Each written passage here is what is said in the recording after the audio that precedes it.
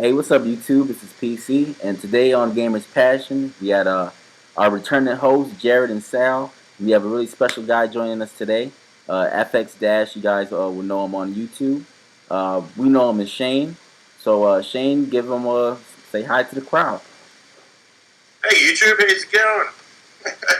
All right. Once again, go check out his channel. Real cool guy. He has a lot of good videos up. Loves Neo Geo, loves arcade hardware. So if you guys are into that, definitely go check him out. And we have Mr. Sal, SNK Neo Geo man. Say hello. Yo, YouTube. All right, and we got Mr. Jared, flying high, super high tech. Say hello. Hey, what's up, everybody? Glad to be here with Mr. FX Dash and Sal Jose. All right. Now, we were off schedule last week, so me personally, I want to apologize to the people who actually enjoy this podcast and look forward to it. So we're bringing you back with, bringing it back this week with something else, a little different, adding a guest. So today, guys, I don't know what you guys want to talk about, but we're just gonna just shoot the shit. So, Shane, can you tell people basically some of your gaming history and why did you want to start a YouTube channel? Alright, well, started gaming in like 85, and that was, I got an NES my dad bought himself an NES, and then basically it became mine.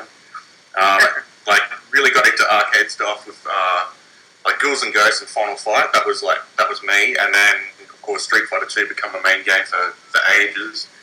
And then probably after Street Fighter 2, followed that for a while, played a lot of MK2, then really got heavily into Street Fighter Alpha 2, which is still one of my favourite games. Yes. Yes. And then after that, I didn't really like 03 or Alpha 3 that much, so I started getting into KOF a lot, especially KOF 97, 98, they were my main games for years. And then got into Third Strike, and then played that one with CVS 1 and CVS 2, and then I sort of got out of gaming for a while around 2002 because I joined the Navy, and I sort of used emulators and stuff like that for ages, and then my contract expired with the Navy, came home to Melbourne, and then I realised I didn't really actually own anything, because when you're in the Navy you move around a lot, so I think one of the first things when I decided to collect games, I think I bought a Super Nintendo, a box and complete Super Nintendo, and started collecting for that. Then I bought a box and complete Sat and started collecting for that, and then I just kept going, and then built my own wooden Astro City. My brother made the frame and I wired it up and everything. And that was great for a few years. And then I think last year I bought Sega Blast City, and ever since I bought that cabinet, I've been collecting arcade boards for that. And my personal favourite at the moment, I've got a CPS3 arcade setup in there that plays Third Strike, which I'm pretty happy about. All right, cool. And just so people might not know where you're currently located and where you do your gaming is. It's in Australia, correct? Yeah, Melbourne, Australia. About 10 minutes from Melbourne City, in a little place called Altona North. All right, cool. So once again, this is something different that really a lot of people have not got experience with. Is how it is gaming in your region of the world compared to their region. So are there any differences that you think you might have seen on YouTube as far as videos compared to your region, compared to the States? Yeah, there's a lot. Collecting's 100 times harder in Australia. I watch the Game Chasers, and I see you guys pick up videos, and here it's scraps, completely scraps. I think my biggest find was Ninja Gaiden on NES for $10, but other than that, basically I just look on eBay, and I've overpaid for games on eBay sometimes, but you sort of have to do it when you're in Australia. Melbourne's one of the biggest cities, and it's still fairly bare bones. A lot of resellers though. Oh, okay. All right. Well, but yeah, and apart from that, there's not that many really good retro, Aussie and New Zealand retro YouTubers. They're starting to get out there, but it's still sort of not as big as it is in the US and Canada and Europe and stuff. Oh, okay. Now, do you guys have like Goodwills? Because I know a lot of people find good stuff at Goodwills. Uh, do you guys get finds like that, or is there a lot of car boot sales, garage sales that happen there? Yeah, we got like Goodwills, like we have St Vincent de Paul's, which is like a Goodwill, and we've got the Red Cross and stuff like that. But a lot of those places, like, because they're pretty few and far between.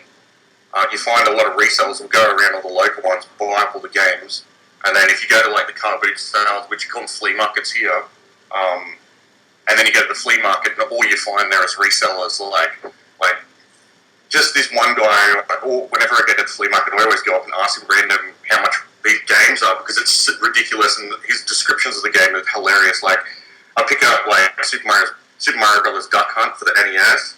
I'm like, oh, how much is this? And he's like, oh, look, that's a first release NES game. Oh, I'd only take about $30 for that loose card. And I'm just laughing. Fucking reselling. I'm just laughing in my head, and like it's sad, but it's also it's a bit of fun, like because the guy honestly has no idea what they're worth. Like if they're popular, they're rare and expensive. Like or the Zelda, like you pick up a Zelda 1 on NES and goes, oh, that's the rare collector's edition gold cartridge, and it's like in your head you're just thinking, dude, the more rare ones are great. Like there's nothing special about the gold Zelda card. Yeah, that sucks. That's fun. Well, all right. Yeah, just basically the level of ignorance in Australia now is like people think all retro stuff's worth a lot of money. They don't bother to check up. They're just like, oh, if it's old, it's worth a lot. That sucks. Well, I just have a question. How's the arcade scene down there? Like, is it dead because Japan is real close to Australia? You guys are basically neighbors. Is the arcade scene better over there? Because our arcade scene in the States is kind of like Dave and Buster's. You might find a little mom and pop ones. Like there's a real cool one that I know of in Austin. Excuse me. It's called a UFO. That's probably like the biggest one that I know of, off the top of my head. Yeah, well, it's similar here. Like, there's no, like, back in the day, like, 95 arcades were in, like, shopping centres and stuff like that, and you could go in and, like, watch people play or, like, put your dollar on the screen to, like, reserve your fight and stuff. But here now, it's basically, you go to any of the major cities and you've got to go to, like, say, Chinatown. And there's a lot of, like, smaller little arcades in Chinatown that you can go to. And there's some organised stuff in them, like, they're always having like Tekken Tag 2 is really popular down here, but yeah, it's not really, it's not really like Japan where it's like full arcades everywhere and stuff like that. It's basically like if you go to Chinatown, there's a few like dinky little arcades and stuff. Oh, okay, all right. Sal or Jared, you guys want to chime in at all? You got any questions for Shane or no?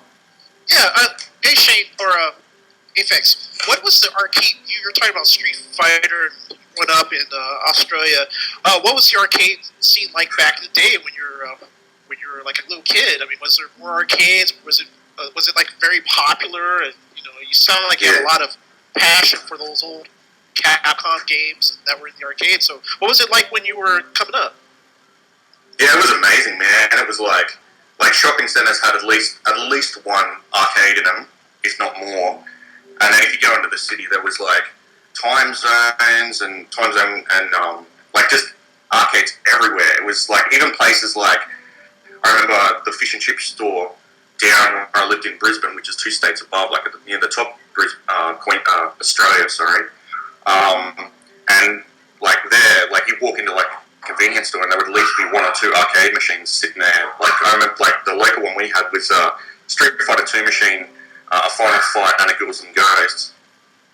So yeah, it was really good back in the day. And around 95, 96, it started really thinning out. And then by about 98, 99, you had to go into the city. And then after 2000, it's basically like the state it is now. Yeah, same. It sounds like the same, in both our region in the U.S. and pretty much all over, I guess, the Western world, huh? Yeah, definitely. Okay. All right. Well, Sal, what about you, man? It's really not much I can ask because I know they're pretty similar to us as far as the UK, Australia, that a lot of their stuff die out and everything. I was going to say, I do have a question. Jane, are you still on the PCB board kick? Are you still collecting heavily for that? I've sort of like paused my PCB collecting at the moment, just for the fact I've just started university. So I'm doing I got recognition of prior learning. So instead of doing 4 years for a Bachelor of Information Technology, I only have to do 2. Okay. So yeah, I will get some. I've actually got. It's funny you say that. I've actually got a brand new Blast City panel in the mail at the moment from Aki Hardware Shop. So, but as for PCBs, I haven't actually bought one for a little while. So I do want to. I do. Don't get me wrong. I do want to buy more, but yeah, at the moment it's sort of just on hold a bit while I get my uni stuff sorted. Yeah, because I know you. Go ahead.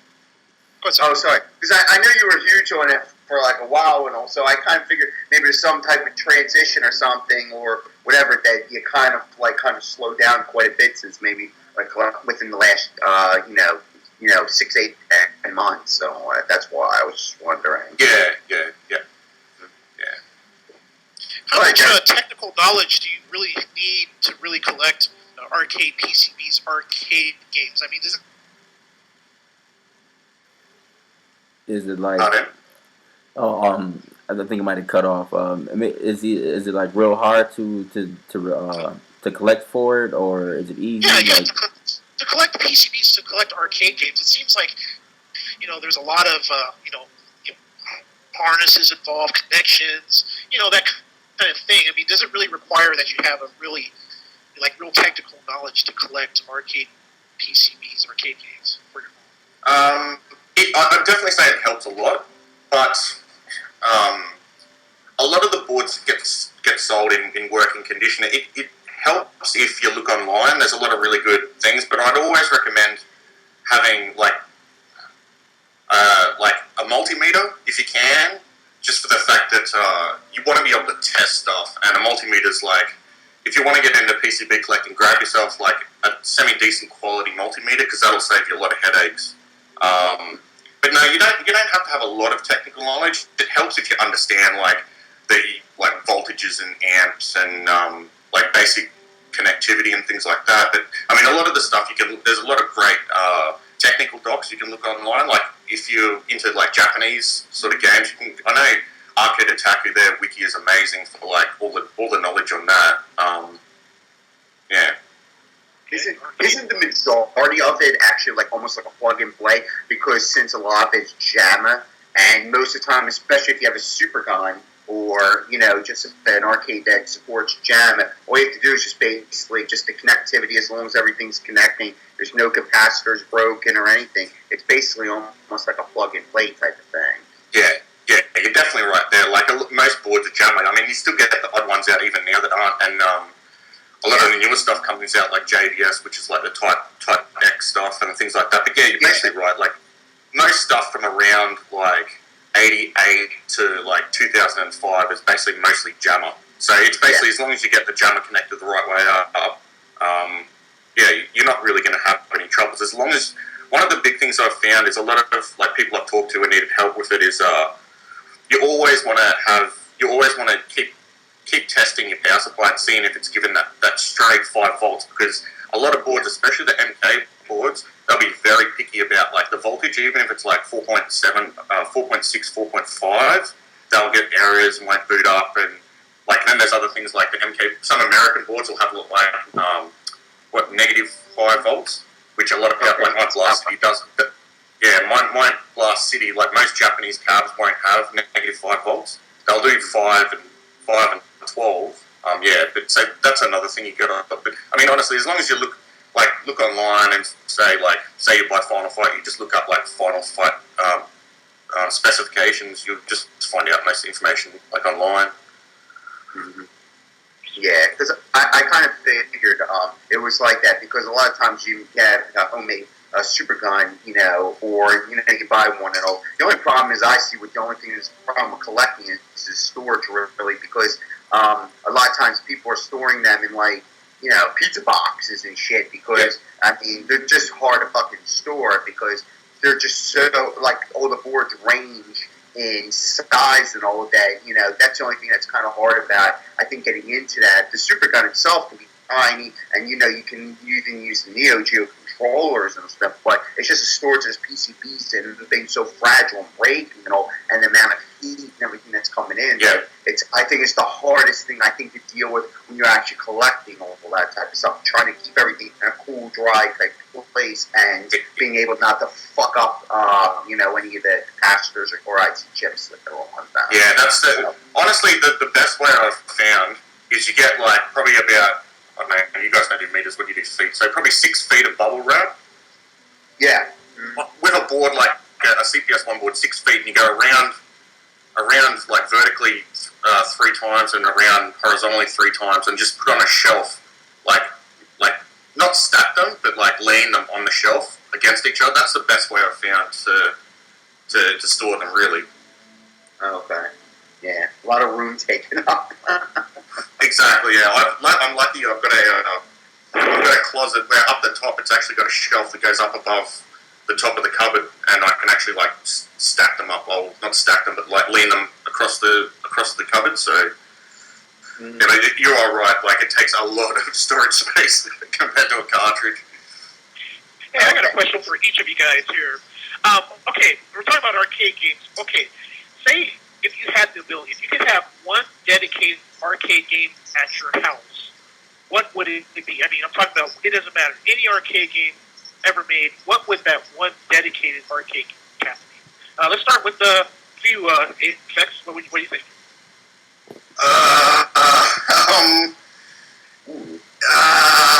That's a hard question. I might have to say, out of every arcade ever dedicated, I'd probably choose a dedicated CBS2.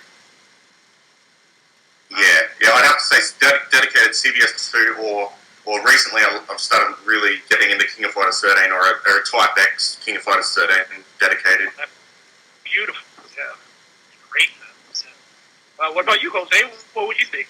I will pick the Simpsons game by Konami. I used to love playing it as a kid in Chuck E. Cheese, so that's probably one of my favorite arcade games. Yeah, Simpsons. Konami. Yeah, that's when Konami didn't suck. Yep.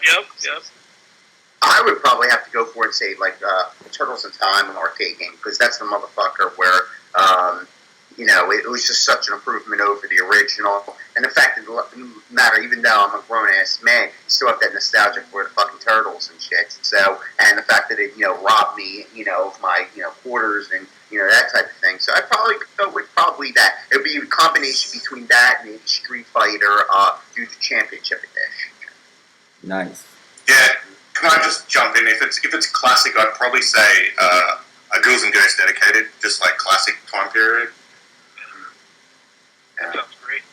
I remember the first time I saw Ghouls and Ghosts in the arcade, or when I saw the CPS games in action. Because I remember there were, games back then, by Capcom, they kind of like Gunsmoke, and they looked like Mind Commando. And then all of a sudden, there was this new thing. And I remember just seeing the graphics on, like, Forgotten Worlds. I think that was the first CPS 1 game I ever saw, and it just blew my mind how the leap in graphics at the time in the arcades. But that Ghouls and Ghosts was great. I remember seeing that one for the first time. It was awesome. Man, me personally, man, I can never beat any of those games. Ghouls and Ghosts, Ghosts and Goblins, Super Ghouls and Ghosts. I cannot beat them. Yeah, Ghosts and Goblins. I think that's the hardest one. Ghosts and Goblins original arcade. Oh my god! Yeah, Ghosts and Goblins. Yeah, Ghosts and Goblins 1. Oh yeah, sorry. Ghosts and Goblins definitely a lot harder than Ghouls and Super Ghouls. Okay. All right. Well, Dash, from your YouTube channel and everything, me personally knowing you, I know you're very dedicated to the Neo Geo, also.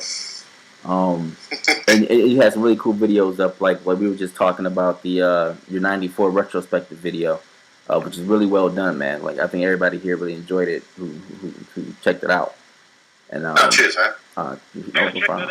Yeah, check it out. It's really good. And I have a question for you. As far as the King of Fighters and Samurai Showdowns, can you name like 3 of your favorite games for the system, and why are they? Okay, I'd probably have to pick Fatal Fury Special.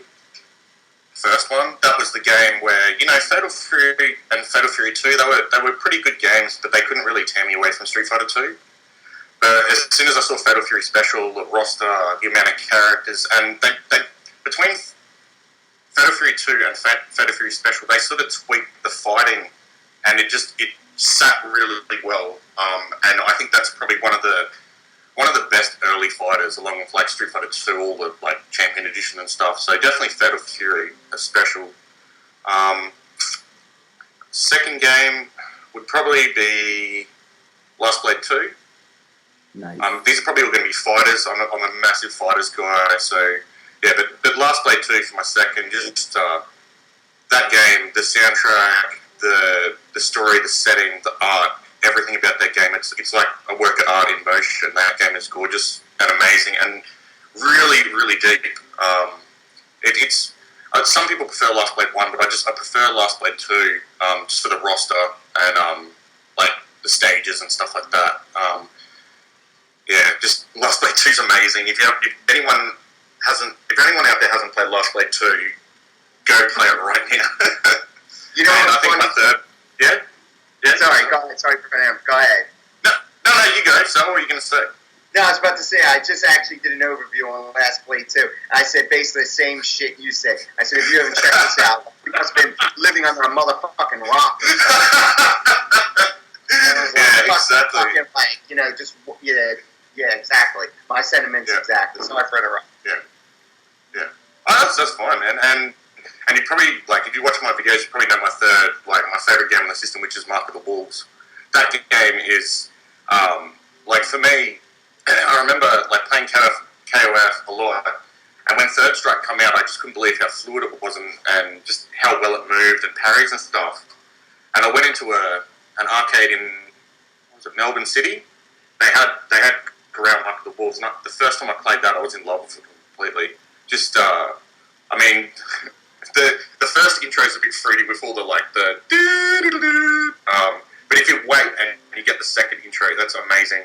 And that game plays like a dream. I suppose it doesn't have all the frames that Third Strike does, but I mean, when you're looking at it, the Neo Geo was 11 years old, 10 years old when that game came out, or 9 years old, yeah. But that game just, I mean.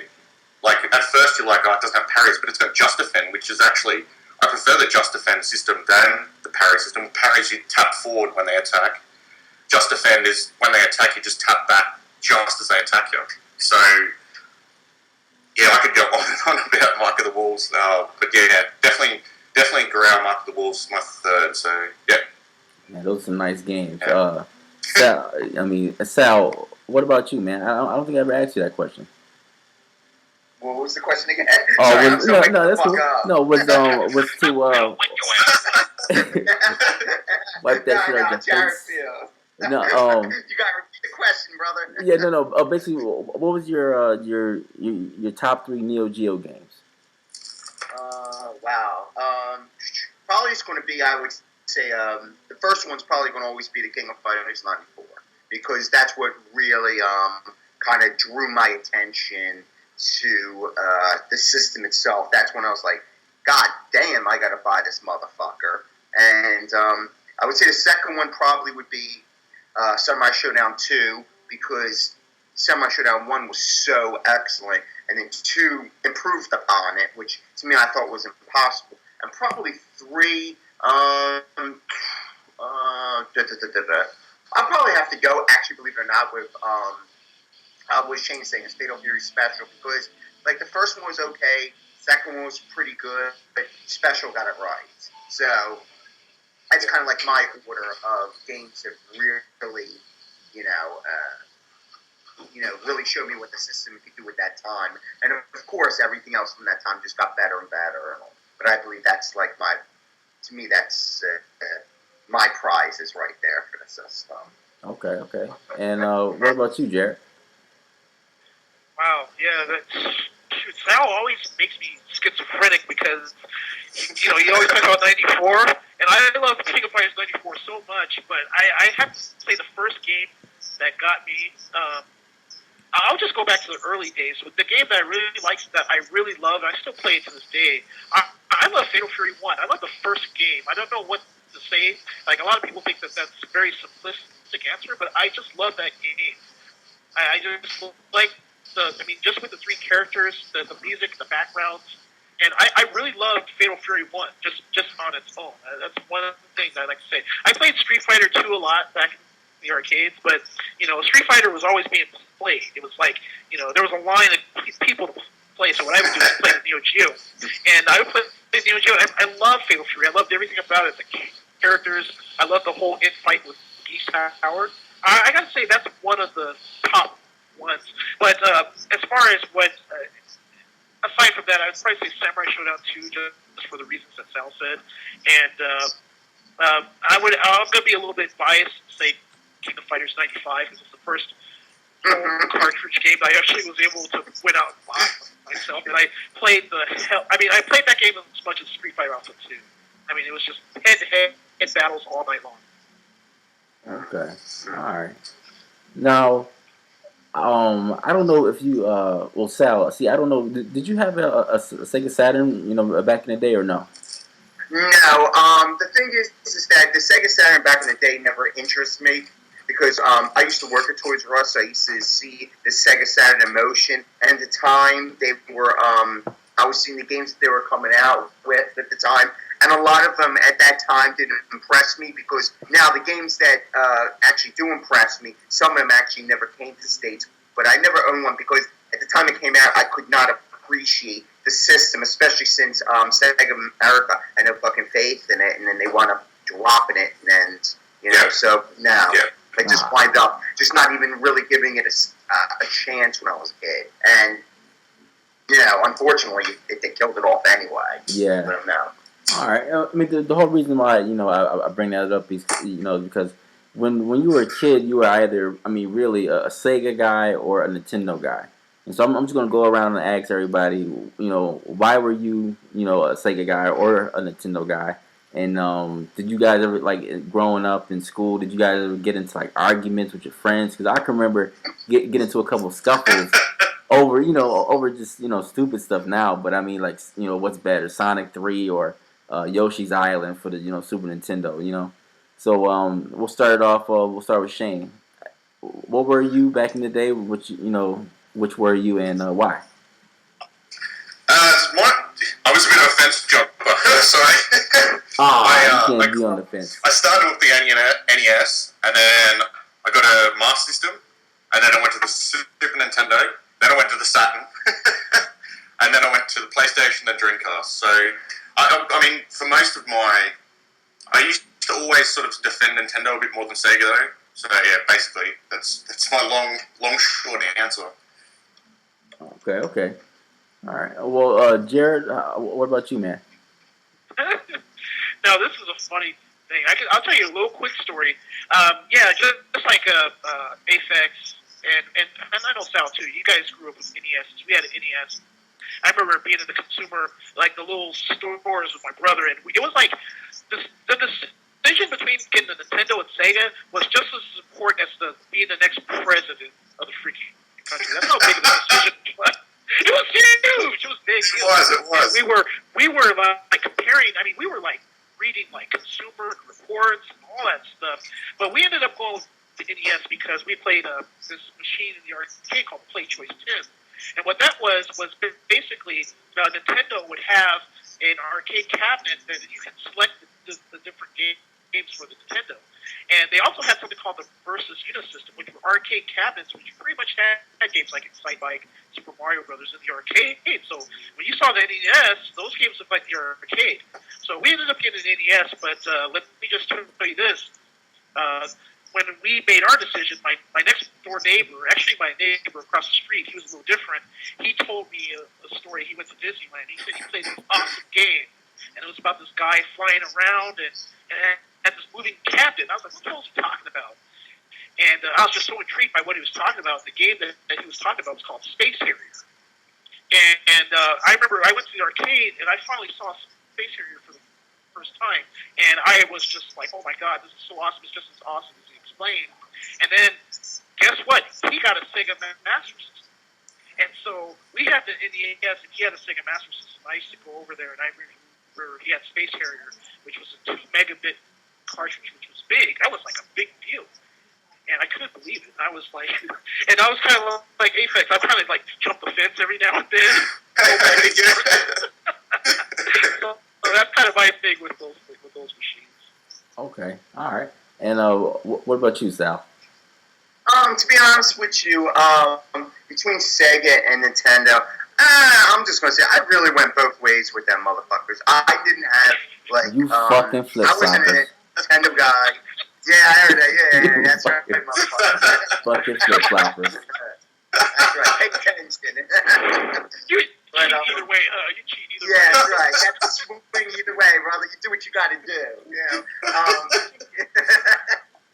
The thing is that either I really didn't favor one over the other. I just looked at it as that, you know, if I had a Sega Genesis and I had it for a while, then when the Super Nintendo was coming out, I gladly welcomed a lot of the systems in, because I just didn't want to just, you know, kind of like pigeonhole myself to just one particular system, because there was going to be games I'm going to like for the Genesis, and there's games I'm going to like for the Super Nintendo. It was just, I wasn't one of those type of things. If I liked the system, then I liked the system. But there was no, like, I didn't have some undying loyalty towards any particular system in that era, because I just figured, why, you know, drink from this well when I can drink from this well too. It just, I tried not to kind of like limit myself in a sense for what I could get. And I know there were certain people who can only be Sega guys or Nintendo guys because their parents be like, nah, fuck you, we're not going to buy you, 6,000 different systems and shit. But I got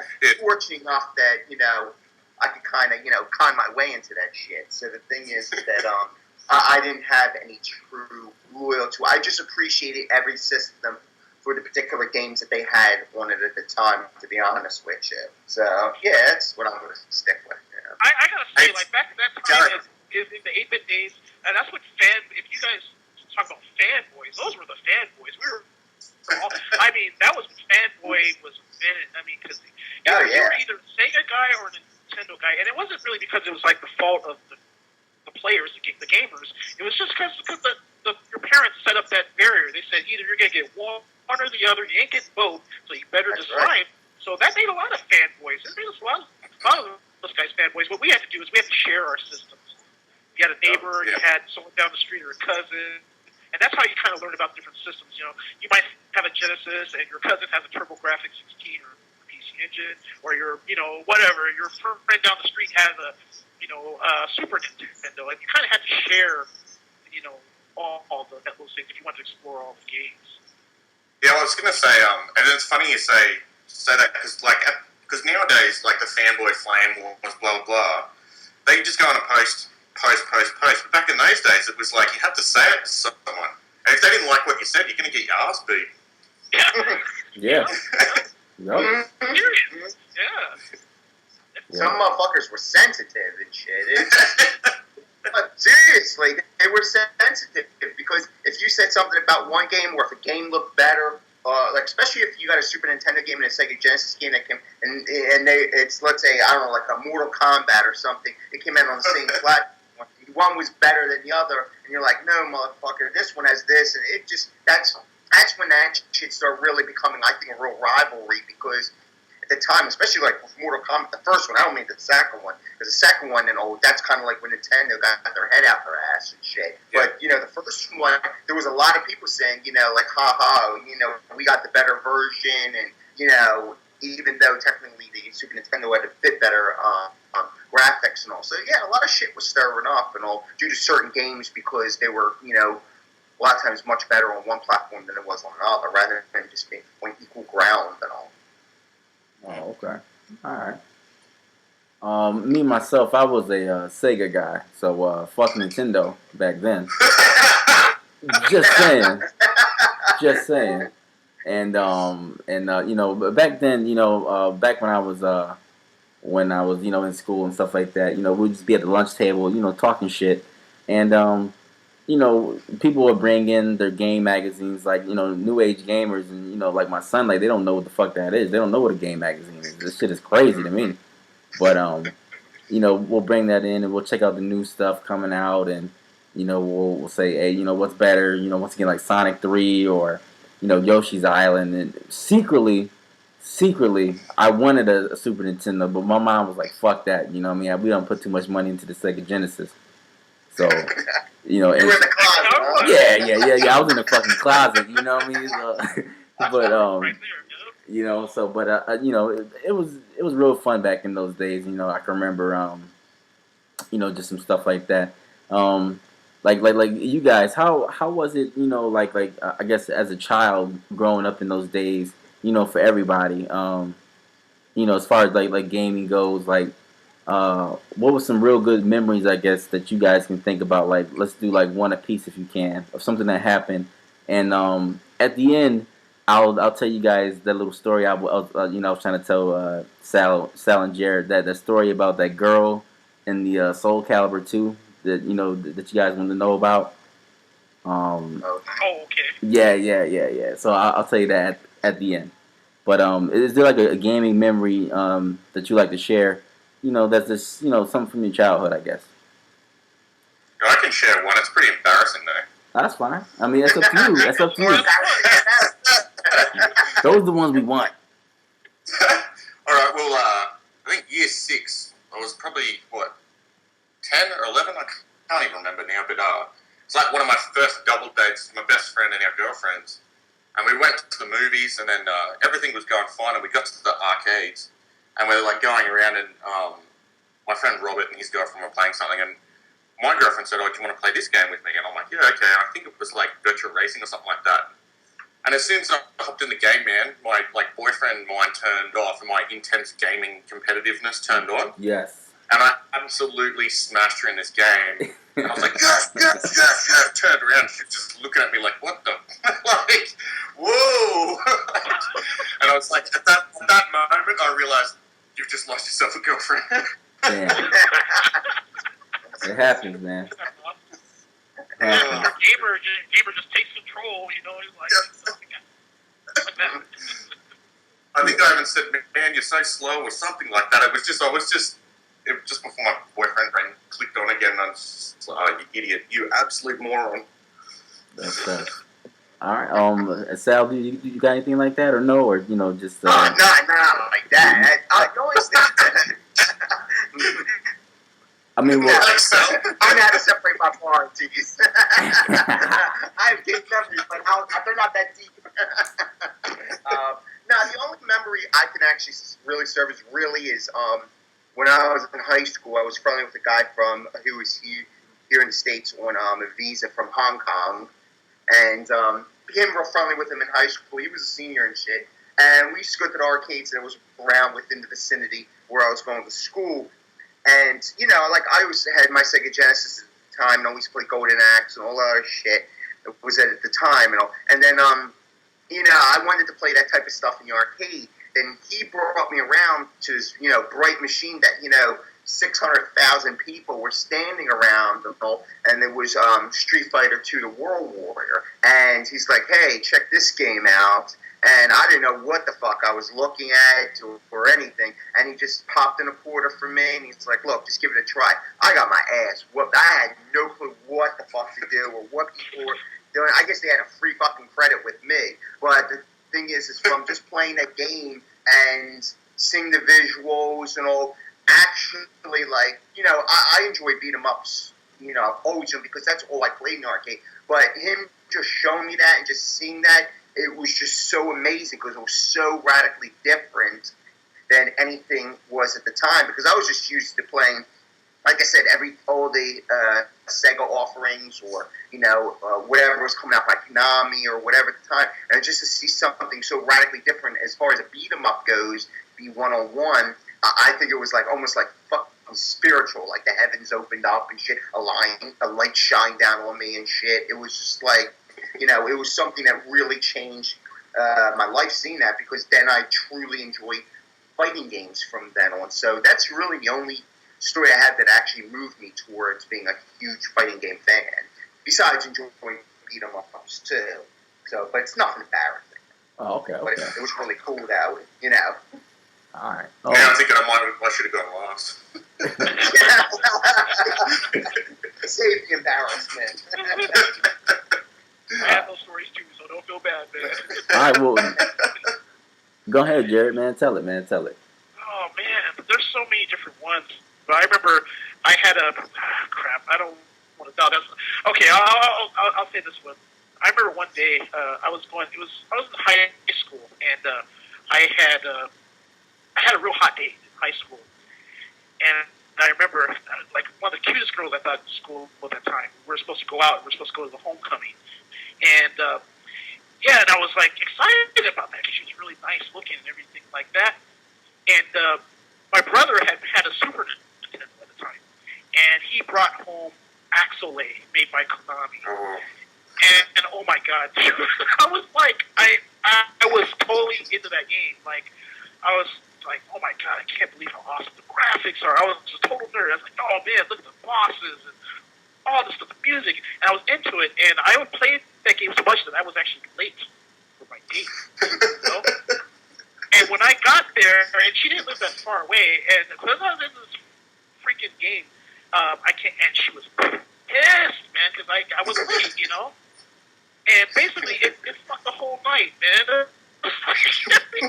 Jared got none. No Hey, Jared, what was the excuse for being late? Yeah, and I... I didn't say nothing, man. I was just like, well, it's kind of cool, you know. Yeah. It's because of freaking... Man, I was fixing my car, man. You told your brother. So I was like, so I screwed up an awesome date night because, I had to play Axelay, so that's my embarrassing story. Thanks, Joe.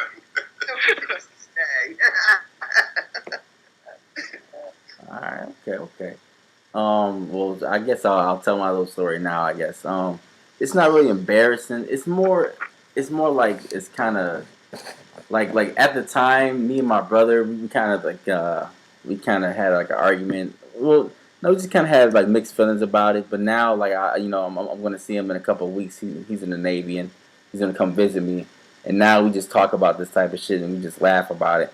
Well, this was let me see. For me, it was senior year high school, and this girl was a junior, and my brother, I didn't hang out with him and his friends like that during that summer, and basically, he had got to know her and know this other group of friends that I didn't know, and for some reason she had a little brother, and he just got an Xbox One, or original Xbox, excuse me, and fucking stupid name, by the way, Microsoft.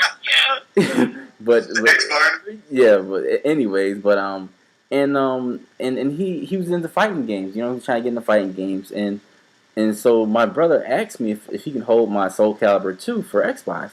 And, at the time, I was still playing that game pretty hard. And I said, okay, all right. So then, I kept asking for my game back. Like, 1 week turned to 2 weeks. 2 weeks turned into fucking a month. I'm like, hey, man, I need my fucking game back.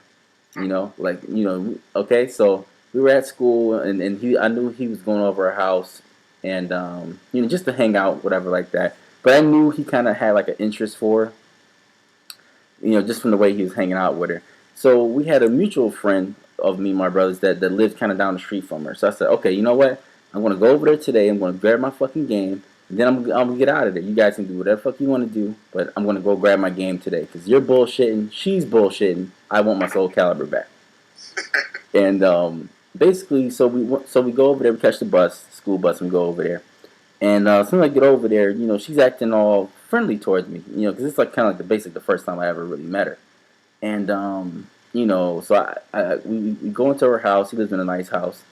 And we go in there, and I started playing my Soul Calibur just to, blow time because he wants to chill out over there for a little bit. So, she asked me, the cordial stuff, like, you want something to drink or you want something to eat? I'm like, nah, I'm just over here playing my game. And so my brother and her are talking, and she has her little sister over there. Well, she's not that little; she's just under her. And they're just talking, and I can kind of see where my brother is going with this. Like he wants to kind of do something with the girl. Well, you see what I'm saying? You can kind of get those vibes. Just in the conversation they're having, and she's like, no, she wants to just kind of hang out, and we all just talk. So I guess my brother gets into like this argument with her, and me the whole time I'm acting like a fucking dumb oaf, just playing Soul Calibur on the couch, and trying to concentrate on the game. yeah, I'm just trying to concentrate on the on the game, and so he's like okay, I'm about to go, like you can come. I was like, all right, hold on, just go ahead of me, let me finish my game up, and he's like, all right. So then I'm playing the game. He left the house. He's walking down the street to my friend's house. And the girl, she comes and sit next to me, and I'm like, you know what I mean? In my mind, I'm like, okay, whatever, So she's asking me questions and whatnot like that. I'm a senior. I don't know how you guys' experience in high school was, but when you're like a senior, you're like the fucking king of the school. You're like, you can have whatever you want basically. It's like a buffet line. So I'm kind of picking up these vibes from her, like she likes me. And I'm like, but that can't be, because this is the first time I've ever really conversated with this girl. So she's like, so I'm like, all right, I'm about to, grab my game and go catch my brother. So she's like, well, before you do that, do you want me to show you the house? And mind you, her, and mind you, her, no, yeah, this is 100% true. Well, she wanted me, she wanted to show the house. So I'm like, okay, we can do that. I didn't think of it. I didn't think of anything behind it, because her sister was there, and her sister was following us and stuff like that. Well, we go in the living room, and we go in the dining room, check it out, and then we go upstairs and we see her room. And so I'm in front, she's behind me, and then her sister's behind her. Well, I go into her room. And this is starting to sound like a porn, Jose. No, it's not. It's not. She, and basically, we end up going upstairs. Hello? I think Jared just. Yeah, Jared. Okay. Oh, all right. Well, we end up going upstairs, and I go into her room first, and then she's behind me, and then she as soon as she gets into the room, she closed the door like right in her sister's face. and then in my mind, I'm like, I'm so naive. I'm like, oh, okay, all right, okay, all right. So then the girl locks the door, and I'm like, okay, what's going on? Yeah. So I'm like, all right, what the hell's going on? So then she just literally, yeah. So slow, huh? Yeah. I'm a little, I'm not quick on the draw. So this girl, she ends up, coming over to me and kind of pushing me like against the wall and start making out with me. So then I'm still like, what's going on in my mind? Like I think, I thought she was supposed to be talking to my brother, and I asked her, I kind of pushed her away, like, aren't you supposed to be talking to my brother? And he's like, no, we're just friends. I'm like, okay. And then, we started doing adult activities and whatnot. And the whole time I'm feeling kind of strange, because her sister's like right on the opposite side of the door. You see what I'm saying? So then she gets a call, midway through of us, fooling around, and it's her grandmother. Her grandma's like, "Yo, I'm outside. I'm gonna take you guys to my house." So okay, so she starts fucking panicking. I'm panicking. The sister's panicking. So the grandma's right outside the fucking door. Like, she's like fumbling with her keys. I'm racing down the stairs trying to grab my book bag and everything, grab my shoes. And so she hides me. Me and her are downstairs in her basement, hiding from her fucking grandmother. Okay? And her little sister is upstairs talking to the grandmother, trying to just get her out the house, like, the girl with me is coming. She's in the bathroom. She'll be out in a minute.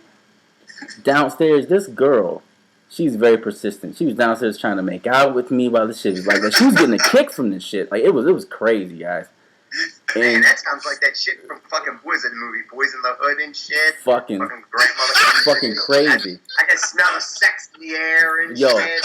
fucking crazy. They jumping out the fucking window with his drawers and shit. Fucking now. That sounds like a fucking replay of Boys in the fucking Hood. That's hilarious. Yeah. So mind you guys, remember why I went over there for fucking Soul Calibur 2. Other than that, I would not have never. This shit would have never happened to me. And so she actually gives me one of her keys. She's like, you know, I have to go with my grandmother. I don't want her to come downstairs and find you because, you know, my parents are gonna beat the shit out of me. And I'm like, I completely understand because I'll beat the shit out of you too if I was your dad or mom. You know what I'm saying? So she had gave me a key and she told me these instructions that I will never forget because this shit was so precise. She said, when you hear the door slam behind me, wait exactly 10 minutes. And then go in the back, and then go to the back. Make sure no one, make sure that my dog is still back, you know, still in the back, and then walk down the street, like basically sprint down the street away from my house. So I did all this, and I got away, and I finally got to my friend's house where my brother was, and I could just, as soon as I walked through the door, I seen the fucking look on his face, like he knew something happened between me and the girl, okay. And I can kind of tell that he was bothered by it because it seemed like he was like, you're putting in that work, you know what I mean? And I just fucked it up for him, you know what I'm saying? And I felt so bad about it for a really long time. And, you know, but now me and him are cool about it. And, you know, we just laugh about the situation. But that was my greatest gaming memory. Was because of that, Soul Calibur 2. Your brother was a hater. Oh, man, he was hating after that. But I mean... Fucking hater. But then, you know... Talk about game. No. Believe me, it was no game involved. All I wanted to do was get my fucking game back, and I felt like she was fronting, and I got it back, and I got a little extra. I guess you know, yeah, I got a little extra. She was a pro at that shit. Oh man, believe me. She was a fucking map and all that shit. You know? She was a fucking champ. And I can frame it in that game, shit. Yeah, so I mean, I'm sorry to make that kind of long, guys, but that was my favorite gaming memory, and still to this day. And if you guys, I won't give the girl's name out, but if anyone if anyone is once again anybody who listens to this, send me an IM, and I'll get you a picture of the girl. I gotta wait, and I'll show you the girl. I can't give you her name, but I'll show you the girl exactly what I'm talking about. If you got, you know, Jared, Sal, or Shane. If you guys want to see the girl after the podcast, I'll put it up in the chat. No, it's not. On the podcast. Oh man, she'll fucking flip out, man. Man, she'll fucking flip out if she know I told this story. But yeah, you know, it's all right. But I mean, it was a great time for me, man. Great time. Yeah. The soul still burns, right? Oh, the soul still burns. Gives you make the one. Oh yeah. Gives a whole new meaning to that one or two players on the back cover. The fucking the tale of two souls eternally retold. That shit is still burning. Oh, it's still burning. So you are the weapon master. Oh, I am the weapons master after that. Yeah. After that. You were burning after that, huh? Oh my god. I was worried though. Yeah, I was for that, brother. Yeah, I was worried about that one. Yeah. But yeah, that's all it was. Now, you know, try and get back to the seriousness. Shane, you actually you know, had experience going to Japan, right? Yeah, definitely. All right, well, you know, me and Sal and Jared, you know, we never went to Japan, and I don't know if those guys are you know, have that desire one day, but I know I do, and I plan on going hopefully pretty soon. How is it over there, like as far as gaming wise? Is it as crazy and as great as we all see it to be on different people's YouTube channels and TV and stuff like that? Is it really cool over there? And I don't think I can explain in words how cool it is. Like, it's like when you go to like Akihabara or to like, because when I went over there, they still had Neo Geo Land, and it just like, because around that time I went, the arcades were dead in Australia, and I went, man, and I tell you what, it made me feel like I was 12 again, just like running around and stuff like that. before then, I really hadn't seen a lot of candy cabs. And I tell you, walking into an arcade and seeing like 50 Astro Cities lined up back to back and it being packed full of people, that was just, that was amazing. That's my idea of heaven, yeah. Exactly, and like I'm still planning to go again because Jose, you've met Captain Japan, which is Yuchana. You've talked to him. Oh yeah. And he's living up. He went back. He lived with me for about 5 years. He rented a room in my house, and like I'm planning to go back down and meet up with him again in the next 2 or 3 years. So yeah, just words I can't really describe it, man. Like if you have any interest in Japan, just go.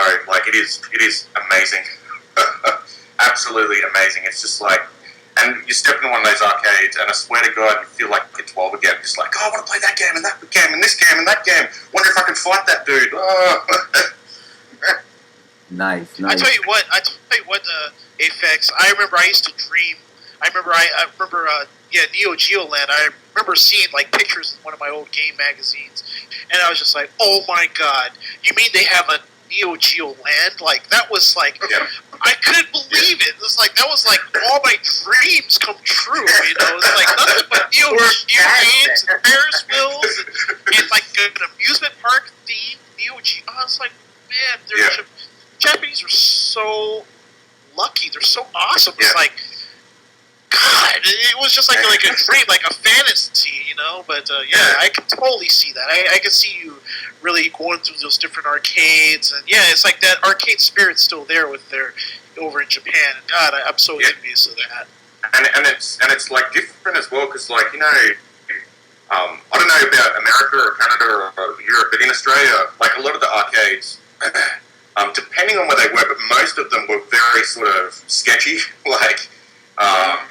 You weren't sure if you're going to beat, say you were playing someone at Super Turbo, you weren't sure if you beat the dude, whether he's going to fucking punch you in the face or not. So you always have stuff. But in Japan, man, in Japan, I fought this dude, and this Japanese guy looked around the cab to see me. We started fighting. I beat him. He came up and shook my hand and started looking, and he went back and played again and stuff. It's just amazingly different. It's crazy. They have a real sense of honor on the sort of thing. Yeah, and it's just there's no, and I think it's good because I always approach video games that I don't get angry at the person I'm fighting if I lose. I get angry at myself, but I always I sort of enjoy losing because it means that I've got more to learn, kind of stuff. Whereas I know back in the day it was if you beat someone, you either they just walk away, they punch you in the face, or what. So yeah, very immature. Yeah, very immature. Yeah, you saw a lot of that. So, sometimes I would say most of the 99% of my arcade experience in the U.S., especially where I live, was pretty much positive. But you did see that element. I remember a guy. I remember they had Street Fighter 2 when it was really intense competition. I remember there were guys who, you go out in the parking lot and they want to do something to you just because you beat them in Street Fighter. It was a big deal. It was huge. Yeah, I remember we had a convenience store with Champion Edition just around the corner from my house when I lived in Brisbane, and I remember I was down there, and it was me and my best friend Robert. We were probably about 10 or 11 or 12, and I was fighting this dude. He was probably about 18 or something. I was fighting this dude, and I was Ryu, and I was using the old strategy of keep away, Hadouken if they jump in Dragon Punch, the classic Daigo move. Yeah. Too.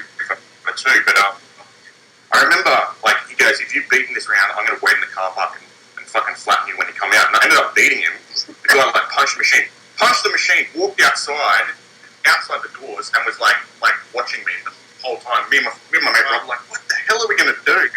So our only retreat was run to the other exit and bolt as fast as we could home. The guy chases for a good mile, I suppose you could say, chasing us and trying to beat us up. Wow!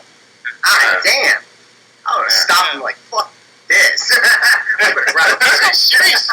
Think about it. That's how serious Street Fighter was. Oh yeah. Yeah, it was. It was serious. People don't understand. It was a big thing back in the day. I remember a few times people saying if you've beaten this round, I'm going to lay you out, stuff like that. So a lot of the time, you beat them enough until you got one round win, and then you got just their health. So if you punch them, they die, and then you just walk away from the machine so that they could beat you. If you know what I mean? So that you didn't technically win, but you sort of did win, and like you just saved yourself from getting punched in the face, basically. Hey, now do you guys remember all the unsaid rules? I remember, like in my area, it was a big thing throwing, especially in Street Fighter 2, the original one. Huge. That would get you killed, man. In my neighborhood, if you threw, I mean, basically, say if I was playing Sal and I threw him, I would like put my hands up and be, hey man, sorry dude, I didn't mean to throw you. You know, it was like that. It was like that was like huge in Street Fighter. In my area, this is my area. It usually in my area it was kind of the same thing. Like if you get to the machine, like the guy next to you be like, hey, listen, we're gonna keep this, without throwing it. I mean, if they said something to me and they were cool about it, then I kind of I went along with this. But if they're like, yo, don't be fucking throwing, I'd be like, oh, you're getting thrown multiple fucking times.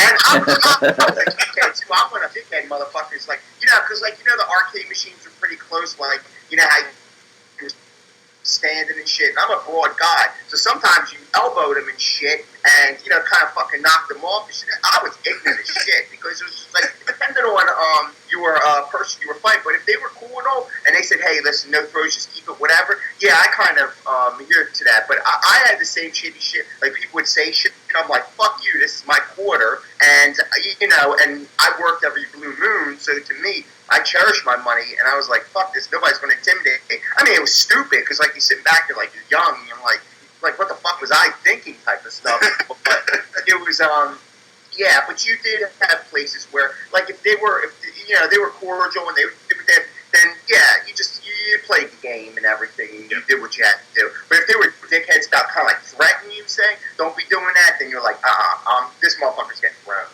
That's all I'm going to fucking do. I'm going to throw in this motherfucker. Piss them off purposely. So. You know what, Sal? You're a bulldog, man. I tell you, that's because that was brave to do that kind of thing. But I got one little arcade story too. I remember. Okay, now you guys all play. You guys play shooters, shoot-em-ups, whatever you want to call them. But I remember I was in the arcade and this guy was playing Raiden 2, which is made by Seibu Kayatsu. And he was playing a one-player game, and I was just like, you know what, I'm going to give this dude a little bit of help. I'm going to join in and play two-player. And I was total innocence. I was totally innocent, So I go in the two-player slot, and I put in my coin, and this guy went into a fucking rage. He was just like, oh my god, he was like, I guess he was trying to play a run, or I don't know what the hell. I was just innocent. I thought I was going to help him.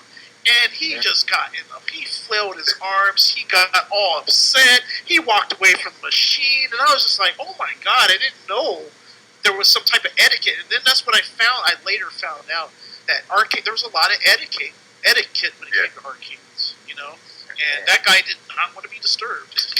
I mean, but there was a lot of assholes at the arcades, though. You know what I mean? Because a lot of people were skipping school, go to the arcades. Arcades weren't this family-friendly type place.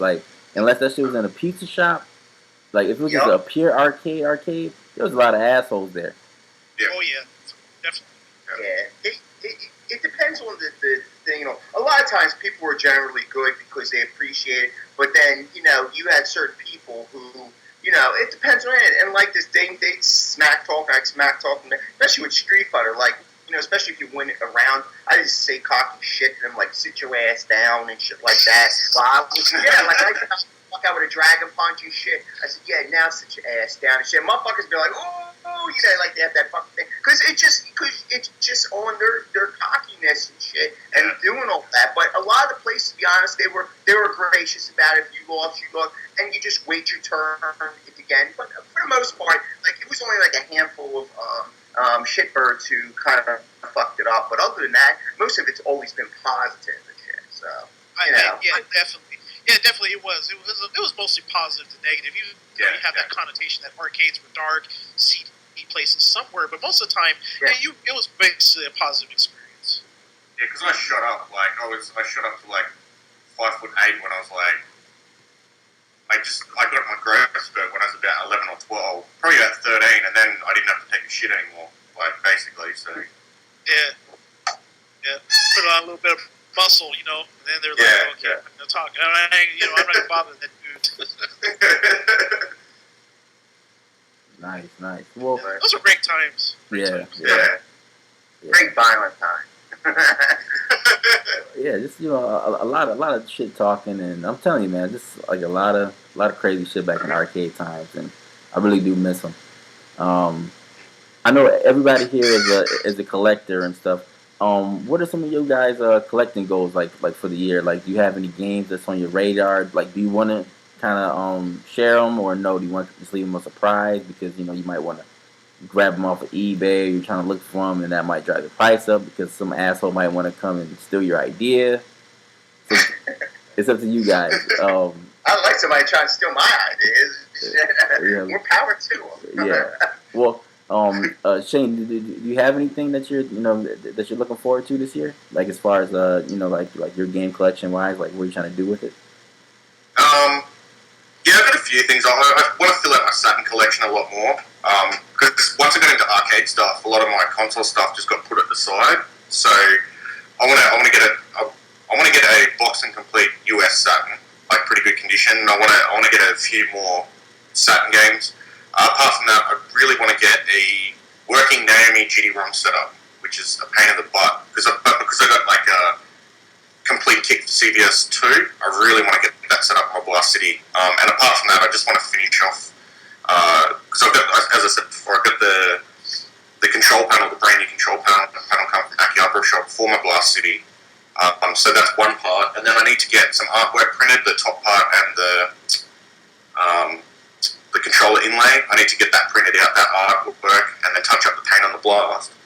And then for arcade stuff, I have to try and find Golden Axe: The Revenge of Death Adder. I remember that one. PCB. Yeah, so I've got Golden Axe, and I always remember actually talking about arcades. I always remember seeing Golden Axe: Revenge of Death Adder at one of my arcades, and I used to play that all the time because that game is amazing. It's like Golden Axe with branching paths and like weird characters. Like one of the characters, you can like grow fruit to heal the other players and stuff. It's awesome. So. Hey, Fex, wasn't that a System 32 Sega System 32 game? Was it 32-bit? Yeah, I think it was 24 or 32. I think you might be right. I think it might be System 32 though. Yeah. Okay. Yeah, I totally remember that game. Yeah. Okay. What about you, Sal?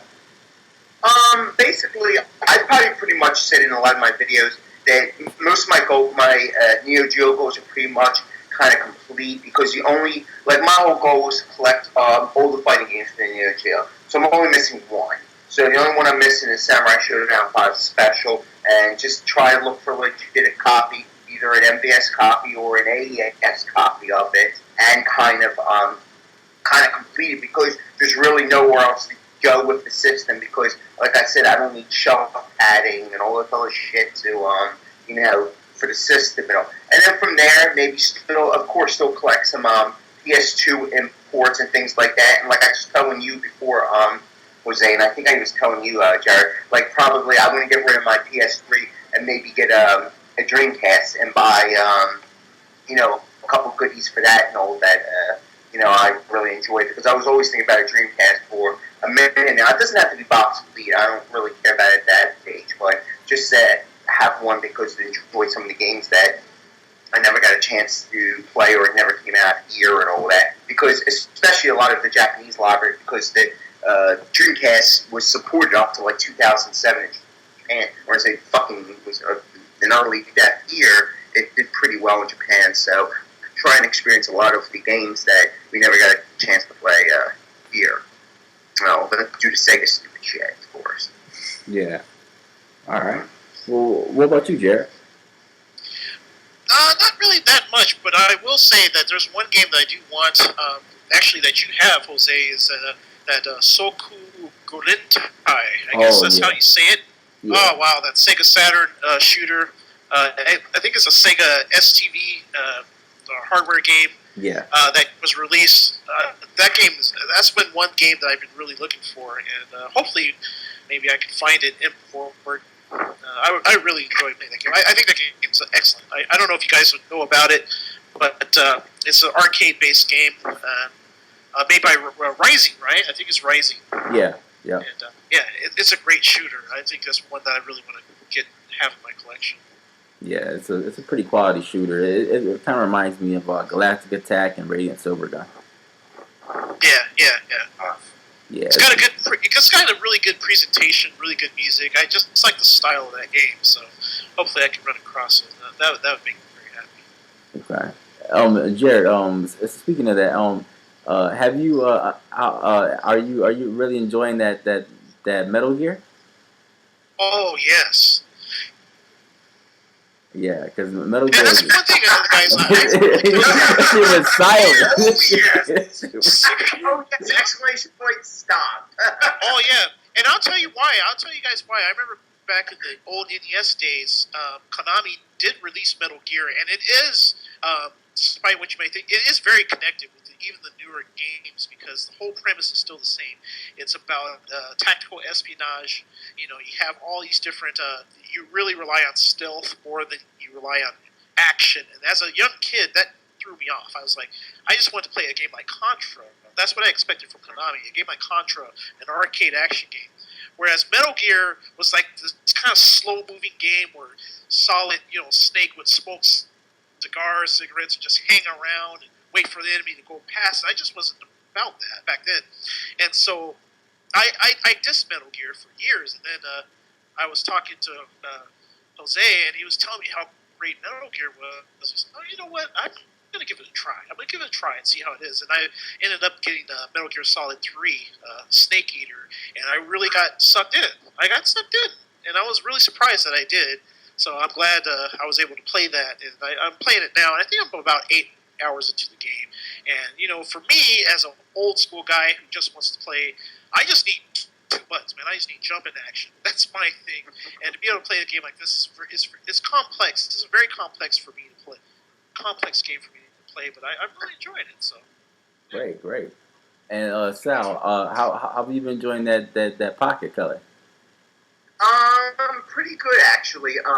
Like I said, I appreciate you sending those games my way. He sent me Jose sent me some really badass games. He sent me like Last Blade, like Samurai Shodown 2. Man, I've been really, especially the Metal Slug game, getting into it and all. Man, because a lot of the games I never got a chance to play because I kind of blew off since SNK kind of blew off the whole entire Pot Color. But there's a couple games I still want to get for it and all, and I'm really enjoying it. I really do appreciate that.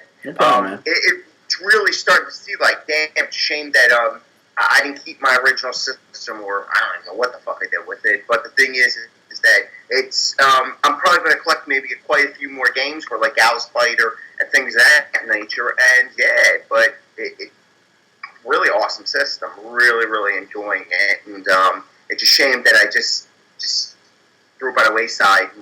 Many moon ago. So yeah. Yeah, awesome system. Talking about the Pocket Color, I bought the regular just Neo Geo Pocket when I was in Japan when it first came out. Uh-huh. Yeah, the black and white awesome. one. Yeah, the black and white one. No, I bought that with KOF R1, the soccer, and what was the other game? Yeah, I can't remember the other game, but I bought that. And that was amazing. Like, I bought it on release day in Japan. I think it was release day or close to it. But yeah, that was really good. That's awesome. excellent system. I love the Neo Geo Pocket, man. You're lucky. Yeah, Sal, if there's one game that I remember owning back in the day that I can recommend for you, it was probably have to be Capcom vs SNK Mark of the Millennium. Yeah, I got that when I got that actually when I got my Neo Geo Pocket Color. Oh, okay. The game that came actually with it was that one. It didn't come box complete. The game itself didn't come box.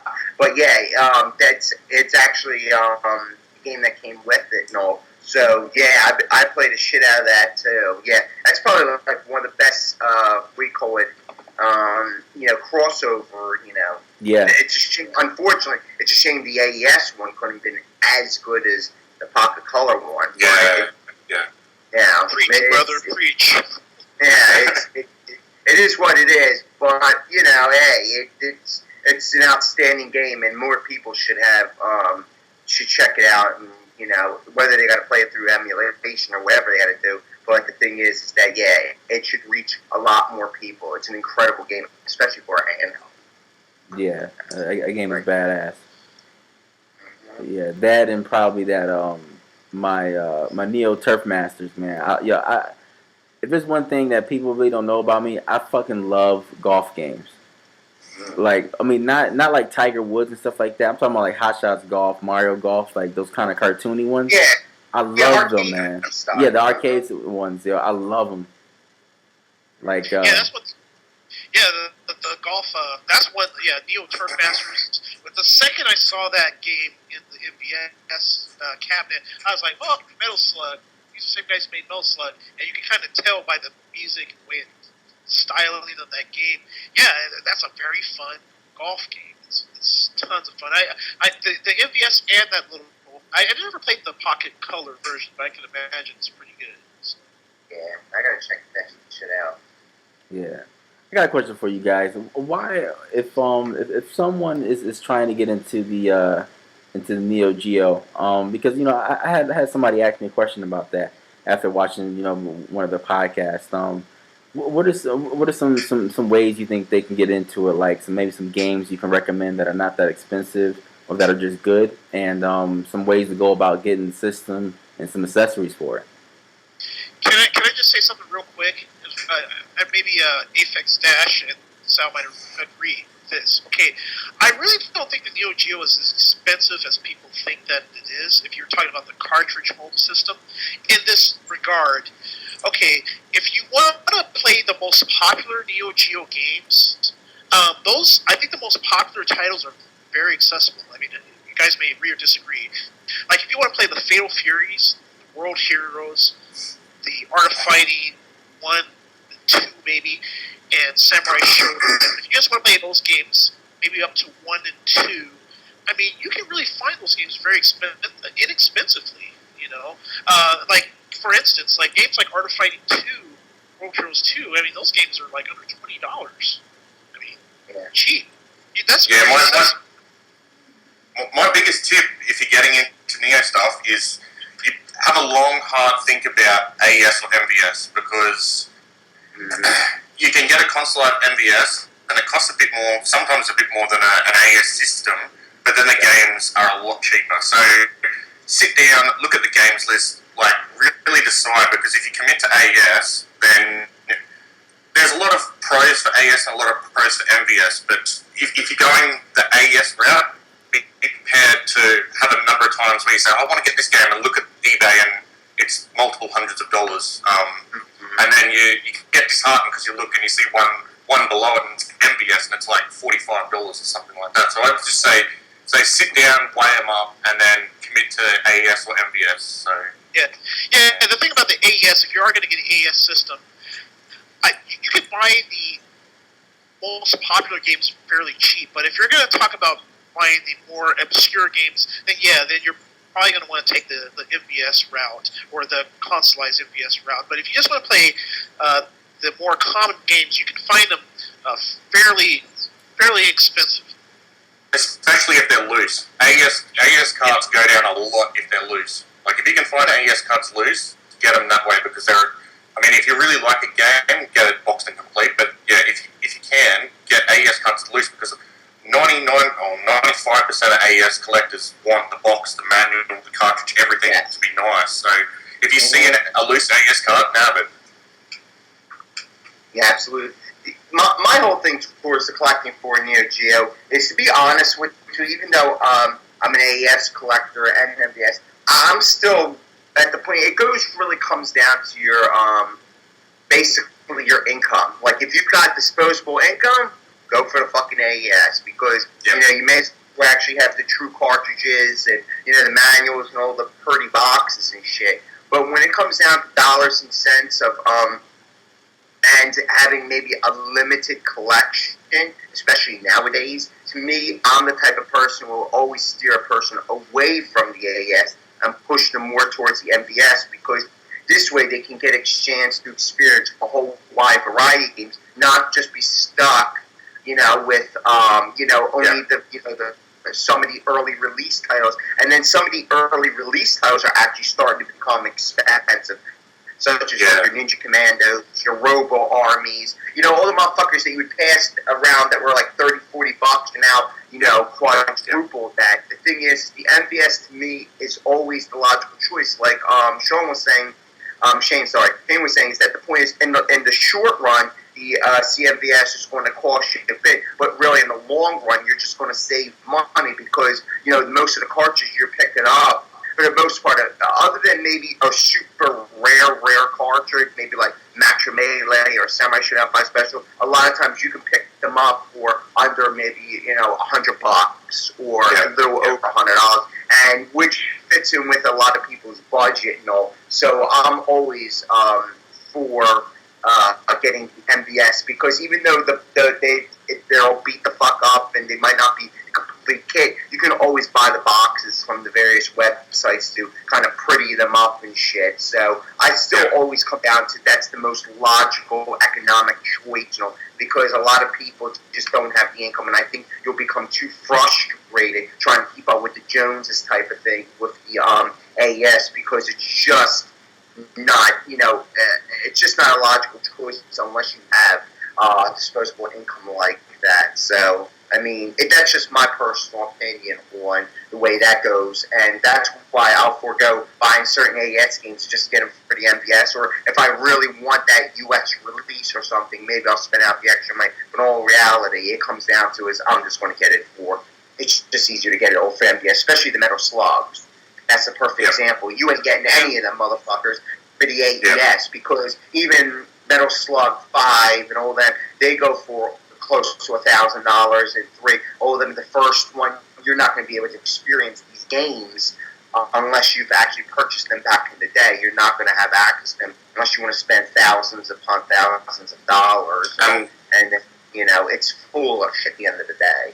And then, so as well, like when you get to the high-end games, one of the big things is bootlegs. You've really got to, they're getting so good at bootlegs now, Yes, and that's why I was always, I always had an aversion to the conversion cards. And because the thing is that unless the game was not released for the, for the AES, I'm cool with it. Because like Jared has a conversion card, I think, of Breaker's Revenge. I'm cool with games like that because it never made it to the AES. So since it never made it to the AES, and it's conversion, I'm like, well, to me, that's cool. But games that actually were released for the AES and they're converted, that's where, I agree 100% with you. People try to pawn them off as real because in our day and age of technology and be able to reproduce the originals to some extent better, you can get food and you're really not going to know the difference. I mean, especially with the naked eye. You're not going to And it gets worse because you've got people buying bootlegs that don't know much about them and then they're trying to sell them as the real thing and then it gets really...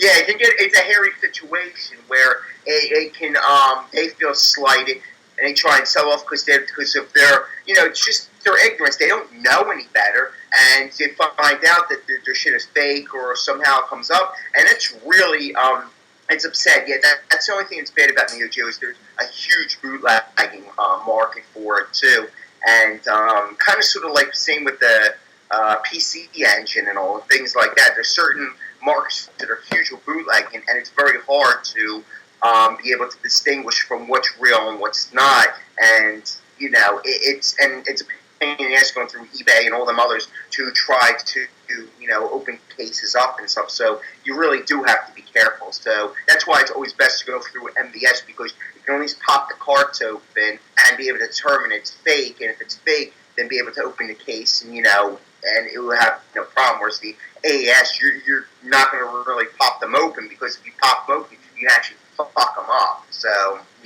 it's that's like one of the biggest scares I ever had was on my channel. I bought Metal Slug 4 for the AES, and that cost me about $400.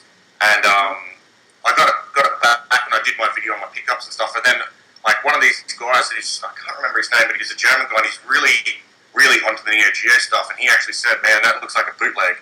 And man, for the next week and a half, I was like sweating over it and stuff like that. So eventually, got enough courage and I actually opened the card without damaging the label or the snap-on pins, and took photos of like inside the card and stuff, posted in a video that's still on my channel, and the guy basically said, yeah, it's an official card, but yeah, but that week and a half, man, that was like you start shitting bricks, because it's you're like you said, you put out, let's say, a good amount of pay for it, and you don't know.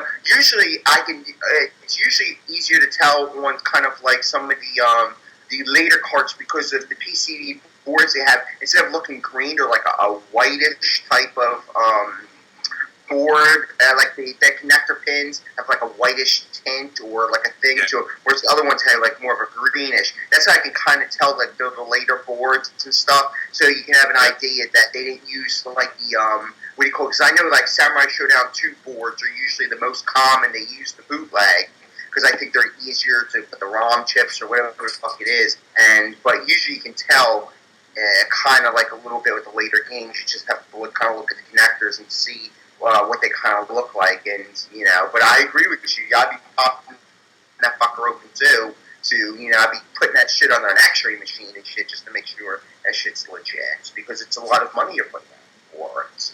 So it's kind of like an investment. So if you have to get rid of it and you find out it's a bootleg, you got screwed, and it's and basically, like, if it did turn out to be a bootleg, I wouldn't resell it as an official card. I would basically have to resell it as a conversion. So, correct.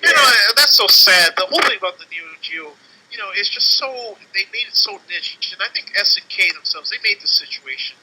They're the ones who created this rarity, and no support for the system after '95. It was like, even if you wanted to find Neo Geo cartridges, it was almost impossible to find. So now we're kind of like in this marketplace where everything's rare, and it's just it's just a niche system. It's a very, I think it's the most hardcore home machines that you can own, and it creates this kind of difficult market. You know what I mean? Yeah. Well, I'm in the process of basically converting my AES collection to an MVS collection. If you didn't know, but just because I did sell a few AES cards. I sold 5 AES cards, and I was able to buy a pretty good condition Blast City. So I bought them back in MVS form. So I'm basically going for. I won't ever sell my Mark of the Wolves AES. That'll be with me till I die. But basically now I'm sort of converting from AES to MVS, because at the time I started, I had a really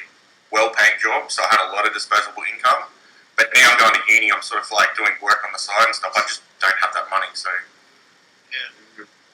Yeah, it just comes down to just your financial situation, and it's just frustrating to know that that people have you by the balls, that they know they can charge you a certain thing if you want it. And I've seen auctions come to certain games, and I was like, thank God the fuck I was outbidded on that, because you have MVS games. Seriously, because a lot of times you see them, they end at $500. I've seen certain games like Samurai Showdown special one. That game, Jesus Christ, I've seen MVS go as high as fucking $700, $500 to $700. The American version go as far as $2,000. I mean, the thing is that it's just easier. I know a lot of people actually converted, just taking their AS collections and just especially one of the guys here on he doesn't pop up like 78 Strider Strikes Back. He had complete AES, and he just started selling his shit off and just buying a complete MVS collection, because it's just economical just to do that. Yeah. It's just worth it in the long run. Well, hey, I've got a question for all three of you, and it's a bit of just a side question. Just speaking about that eBay thing. Have any of you guys ever had a night where you're having a few drinks, you're feeling fine, you have a few too many drinks, wake up in the morning, and go, oh god, go to eBay and look at your bids? Well, for me, I try not to bid. I pull a robbery, and it basically works every time. And Sal and Jared, I told them about what this is, and after the podcast, Shane, I'll tell you exactly what it is. Okay, cool. But I don't ever bid. If I want something and I have the money that's that I'm willing to spend for it, then that's that. But believe me, I've let a ton of stuff go just because the finances is it's not there. Because Neo Geo stuff. I mean, it's like you guys said, it gets outrageous at times. Yeah, yeah. I've done that. Yeah. I know exactly what you're talking about, and that's why I not drink while I'm on eBay, dude. Yes, yes. Yeah, you want to buy everything, dude. You're just like, I want that. So I never drink while I'm on eBay, dude, because otherwise, it'll get you in trouble. And then you kind of have to say, you know what, hey, dude, back up. This is only a game, and it will get you in a lot of trouble, dude. Believe me. I don't even need to drink. Some of the prices I spent for it, I was stone sober. You'd be like, God damn, your only excuse you would have to tell people you were high or fucking drunk. The amount of money I put out for some of this shit. So I wish that was an excuse for me, but I was stone sober buying half this shit I bought.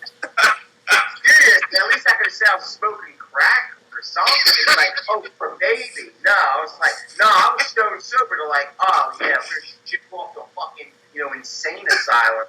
Some shit, or like fucking take away your credit card or cut it in half like back day and shit. Yeah, I've had weeks like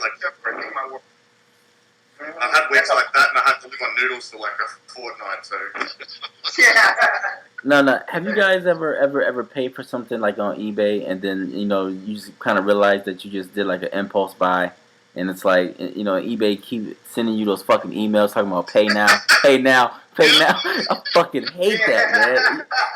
But I feel so fucking bad, but about the item, from the person I bought it from. It's just like, what the fuck was I thinking? You know what I'm saying? Like, I got rent coming up. You know what I did one time? I remember I was like, I had maybe a couple drinks, whatever, and I was on eBay, and I ended up buying 2 copies of the same damn game, dude. Fucking crazy. I've had that. I've definitely had that happen, Jared. I've done it where one week I bought something, forgot I bought it. The next week I bought it again, and like the day later I get it. I'm like, holy shit, that was fast shipping. And then I realized, let's go to my buy history, and I bought it like the week before. I'm like, God damn it. Yep. Fucking crazy, man. At least I'm not alone. Yeah. Hey, Go ahead. Oh no, I'm just saying. Hey Sal, do you know anybody? Because I know you got your CMVS done on off someone from YouTube. Like if someone wanted to try and get into the whole CMVS thing. What was the guy that did yours? Well, what happens is initially I got my CMVS off of eBay. Somehow, for some reason, a guy, actually, I think he was actually a YouTuber who actually modified stuff on, what do you call it? He had like a little channel, and then he actually sold them on, on eBay. And what happens is, I bought mine because eBay was having this special thing, the eBay bucks or whatever the fuck it was, so I went up getting mine pretty cheap. But then I was becoming friendly with 106275, and he was starting to make consoleize MVSs. And I said to him, hey, I got this MVS, I want to upgrade it to own int and all that. He goes, yeah, I'll even paint it for you and all this other shit. So I'm sending my shit all the way from, Pennsylvania to fucking Texas, and all. I'm like sitting there with my fingers fucking crossed because of the U.S.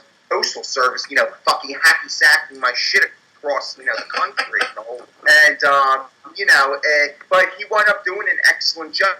So if you really are interested in it, people are interested in the consoleized MVS and you don't want to go the eBay route, the most trusting person I know that makes them on eBay, I'm saying, and he's done it for a couple UK buyers and shit too, is Ken6275. I mean, he's probably one of the most trustworthy people I've ever met who consoleize. He's done for people in Canada, he's done people in the UK. I mean, he's really thorough about his work, and he charges reasonable prices. Like, he'll try to keep you under for like maybe a one slot, try to keep you under like $200 or something. That's how good he is, because he's not there to. It's more of he's not more of a profit guy. He's more of a pride type of guy who it's like his work or his masterpiece that he painted type of thing, and that's what his thing is. He enjoys it, and he has a lot of exposure, and a lot of people recognize him for that. So if anybody's ever interested in a CMBS or whatever, he's probably, I'm gonna have to say, I cannot recommend highly enough and shit. If that motherfucker was like a company, I'd be getting fucking ad revenue like crazy for promoting him, because he does such an outstanding job, and he's really thorough, and he's a perfectionist. So he will not release it. If there's like one little scratch or something the fuck is off with it, he won't release it to you until that shit is perfect. Nice. That's a that can go. He's a top guy. Yeah, Shane, you should know Kenny and all that. Yeah, Ken's really, really cool. Like, I'd, as you said, Sal, I'd highly recommend him if you want a CMVS. Yeah, go through him. He's like, not only does he do a top job, he's just a really nice bloke to boot. So yes, absolutely. That motherfucker's like a sweetheart and shit. He's really one of the best type of people you ever deal with, especially on the internet, because, and like I said, trustworthy. Because sometimes you're kind of afraid to spend the money. He just is just an all-around good dude. He's just one of those type of people where you have to actually treasure him and actually kind of promote him, because there aren't that many people like him around, because everybody's trying to just make a profit or trying to cheat you in some way, shape, or form. Yeah, definitely. It's excellent. Definitely. All right. Well, if you guys want to get a CMVS, go to Ken. And I guess this is the perfect time. I guess we can close up the show. It's running kind of long. And is there any shout-outs that you guys want to give out, since we're here at the end? Not much shout-out, but I appreciate Shane joining us this go-round. It's nice to actually talk to him and all. I know I used to always follow his channel. I mean, he's been slacking off, but, Slacker. But, yeah, I appreciate, the company, and, had a good time. Learned a lot. Nice, cool. Jared, any closing words, man?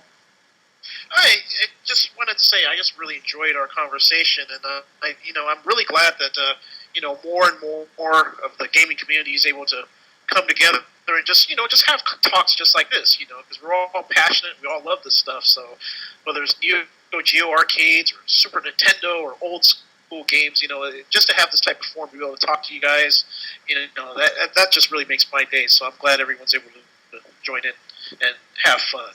That's what it's about. Fuck Atari, though. I hate Atari. Fuck Atari. Atari sucks dick. But anyways, Shane, any closing words, man? Just thanks to you, Jose and Jarrett and Sal. You guys are awesome. I like all your channels, and I've listened to all the Gamers Passions. I put them on the background whenever they come on, and I really enjoyed talking with you guys. I will shout out to Wicked Clan NZ, Chris, my homie.